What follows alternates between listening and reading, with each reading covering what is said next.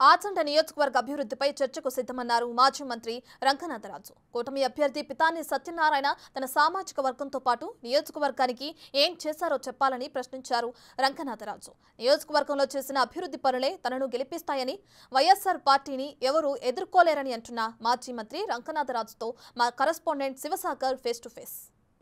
పశ్చిమ గోదావరి జిల్లాలో నామినేషన్ పర్వం మొదలైంది. ఆచంట నియోజకవర్గానికి సంబంధించి మాజీ మంత్రి ఎమ్మెల్యే రంగనాథరాజు తన నామినేషన్ వైసీపీ ఎమ్మెల్యే అభ్యర్థిగా దాఖలు చేశారు. మనతో రంగనాథరాజు ఉన్నారు, ఆయన మాట్లాడించే ప్రయత్నం చేద్దాం. సార్, ఏంటి తండోపతండాలుగా ఇంచుమించు ఒక జాతరను తలపించేలాగా నామినేషన్ వేశారు. రంగనాథరాజు ఎంత ఖర్చు పెట్టారు ఈరోజు నామినేషన్కి? నేను రూపాయి ఖర్చు పెట్టలేదు, జెండాలు ఒకటి చూపించాను.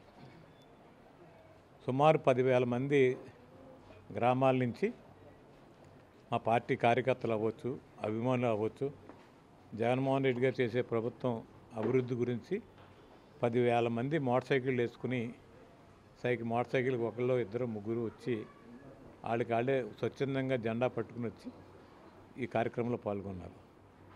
గత నామినేషన్ అప్పుడు 2019లో వేసినప్పుడు ఓన్లీ మగవాళ్ళే వచ్చారు.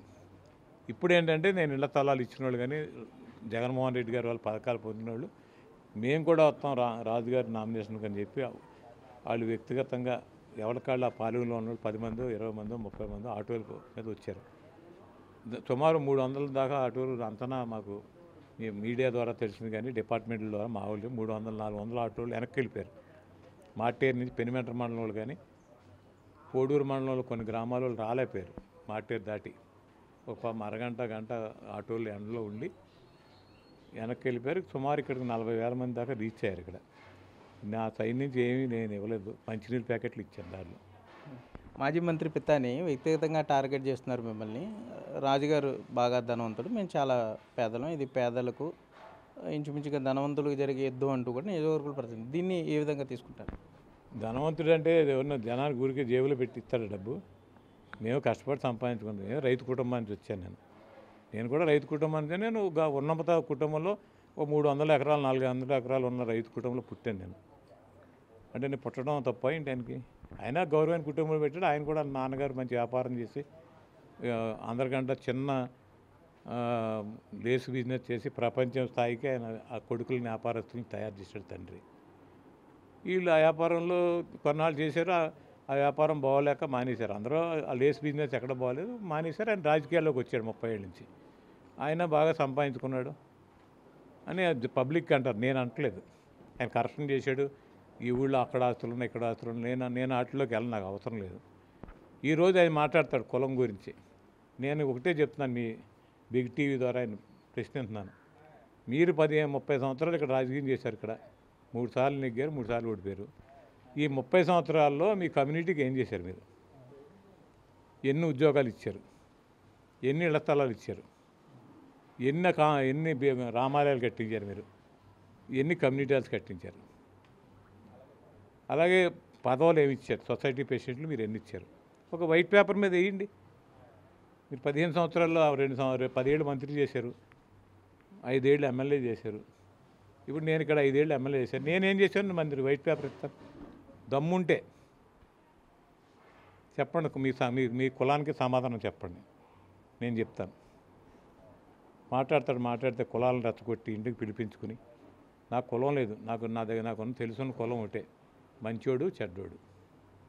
నేను ఆ కులాలు ఇప్పుడు నేను రాజులైనా నేను కుల సంఘాలకు వ్యతిరేకం. నేను ఇప్పుడు క్షత్రియ సంఘాలకు కూడా నేను ఎంటర్టైన్ చేయను. కులం అనేది లేదు. అలా ముఖ్యంగా రాజులకు అసలు లేదు. రాజులు అన్ని కులాలు ప్రేమించేవాడు రాజు, అన్ని కులాలని ప్రేమించబడేవాడు రాజు. ఏంటి రంగనాథరాజు ఆచంట నియోజకవర్గం ఏం చేయబోతున్నారు? ప్రజల్లోకి ఏ హామీలతో వెళ్ళబోతున్నారు? రాబోయే ఎన్నికల ప్రణాళిక ఏ విధంగా ఉండబోతుంది? ఇప్పుడు కామన్గా అన్ని నియోజకవర్గాలు రోడ్లు డ్రైన్లు ఉంటాయి. నా నియోజకవర్గానికి అయోధ్యలంక బ్రిడ్జ్ ఒకటి నేను ఇచ్చిన మాట పెండింగ్ ఉంది. దానికోసం రాబోయే 5 సంవత్సరాలు దాన్ని బ్రిడ్జికి పూర్తి చేయడం కోసం నా కృషి చేస్తాను.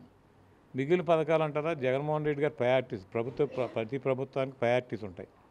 గత 5 సంవత్సరాల్లో వాలంటీర్ వ్యవస్థ తీసుకొచ్చాం, సెక్రటరియట్ బిల్డింగ్లు కట్టాం, ఆర్బీకేలు కట్టాం, వెల్నెస్ సెంటర్లు కట్టాం, లేదా డిజిటల్ లైబ్రరీలు కట్టాం.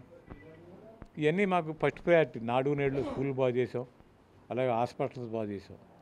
రేపు రాబోయే రోజుల్లో మా ప్రభుత్వం ముఖ్యమంత్రి గారు ఏదైతే ప్రయారిటీ పెడతారో ఆ ప్రయారిటీలో భాగంగా చేస్తూ మాకేంటి ఇరిగేషన్ ఇక్కడ నేను ఈ నియోజకవర్గంలో రైతులకు కావాల్సింది పూర్తిగా 100% మావాడు వరి వ్యవసాయం మీద కానీ కొబ్బరి తోటల మీద కానీ వీటి మీద వృత్తిలో ఉన్నారు కాబట్టి రైతులకు కావాల్సిన సాగునీరు పొలాల్లో డ్రైనేజ్ వ్యవస్థను కూడా పూర్తి స్థాయిలో ఎప్పటికప్పుడు చేసుకుంటూ వెళ్తున్నాను. ఇంకా రాబోయే రోజులు కూడా రైతులకి ఇటు పంట నీరు కానీ మురుగునీరు కానీ ఇబ్బంది లేకుండా చేయడం జరుగుతుంది. తాను చేసిన అభివృద్ధి పనులతో పాటుగా సీఎం జగన్ అందిస్తున్న సంక్షేమ ఫలాలు తనను గెలిపిస్తాయని రంగనాథరాజు చెప్పే ప్రశ్నలు అయితే ఇక్కడ ఉన్నాయి.